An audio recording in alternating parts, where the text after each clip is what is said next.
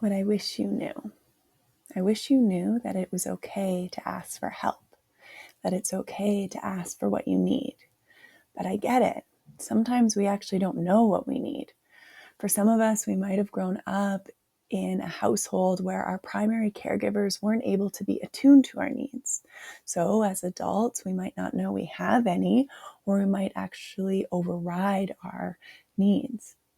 So if you're wanting to ask for help or you need support in some area, usually we first have to pause and identify, what is it that I need? And give ourselves permission. So I'm going to give you permission today to know that you're allowed to have needs. You're allowed to have wants. But then how do you ask for that? How do you ask for help? Something that's really informed my own work around asking for help and support is nonviolent communication. It's a book that I read a while ago. It's also a wonderful organization that has a lot of free resources online, and I'll link those below. The first thing that they say is try to state the fact. So when you ask for what you need, just start with the fact, pure and simple. What's the thing that you're noticing? Maybe the fact is when you come home after a long day, your partner's on the phone or on their phone scrolling. So the fact would be, hey, when I walk in the door and you're on the couch on your phone. That's a fact. Instead of saying, hey, when I walk in the door and you're not paying attention to me or you don't care about me, because that's not a fact. That's pretty subjective, and that's where people can get defensive. So when I have a need, I usually like to start just by stating the fact. What is it that I'm noticing? And is it something that they would also notice as well? A fact would be as if someone from a third party was looking onto it. It's pretty neutral. It's not subjective.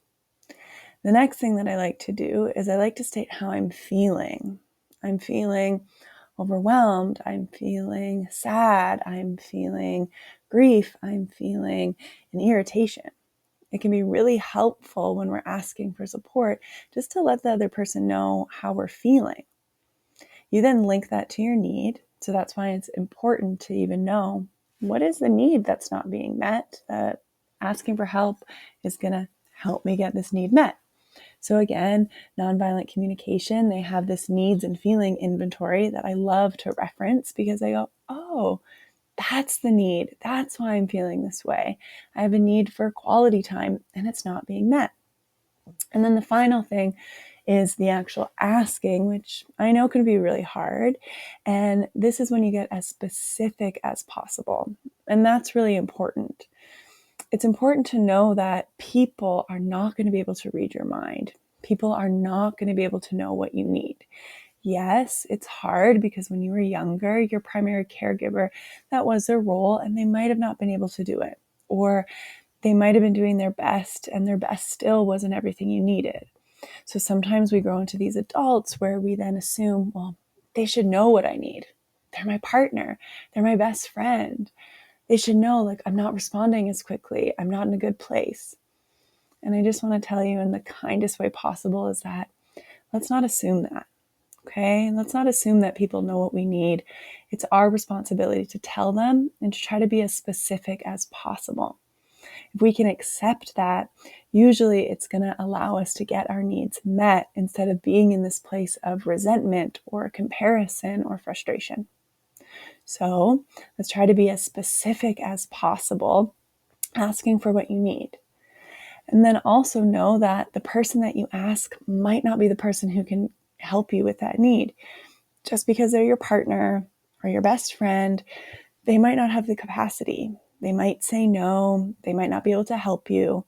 But know that it's not a no forever. It's just a no for them right now. And maybe you want to ask somebody else. Sometimes it's your neighbor who can be the most support.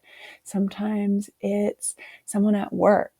Sometimes it's a friend or community on the internet. Sometimes it's your therapist. So try to not put all this pressure, expectation on certain people in your life to meet your needs. Know that you might have to spread it out a little bit, and that's okay. So today, what I wish you knew is I wish you knew that it's okay to ask for help, that you often have to get really specific, that if you don't know what need it is that you're trying to get met, it's okay to explore that, and just know that you're doing a good job.